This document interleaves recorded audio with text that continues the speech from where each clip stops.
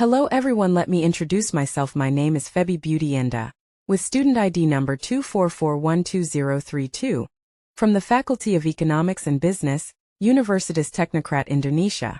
On this occasion, I will explain about PPH Article 21, or Income Tax Article 21, which is one of the most important types of taxes in Indonesia's taxation system.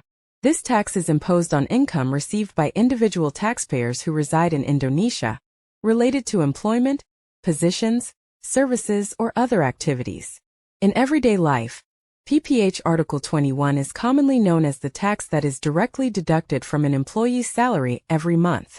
In other words, this tax is a mandatory contribution from every individual who earns income, whether through formal employment in a company, government institution, or through professional and independent work activities.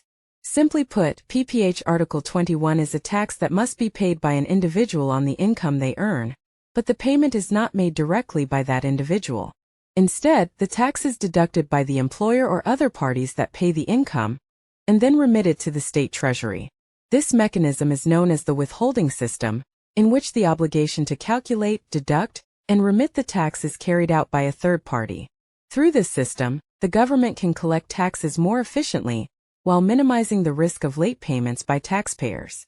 The legal basis for PPH Article 21 is regulated under Law No. 7 of 2021 on the Harmonization of Tax Regulations, which amends Law No. 36 of 2008 on income tax.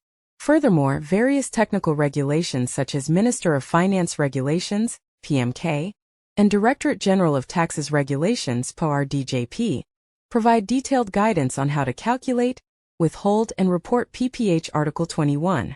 These regulations are established to ensure that Indonesia's taxation system operates in an orderly, transparent, and fair manner.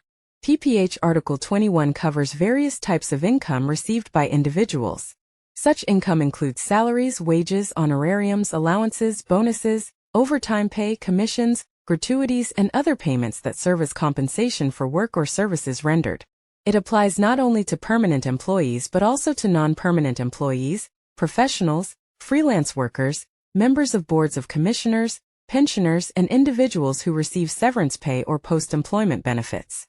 With such a wide coverage, PPH Article 21 becomes an essential instrument for the government in collecting tax revenues from different segments of the workforce.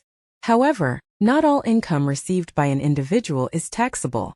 The government provides a threshold known as non-taxable income, PTKP, the minimum level of income that is exempt from tax.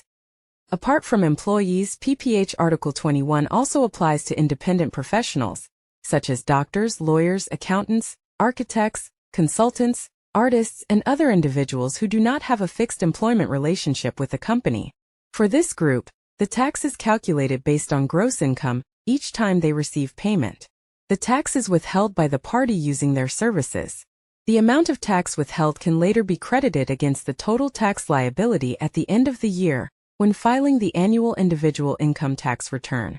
Taxes, including PPH Article 21, play a vital role in supporting national development.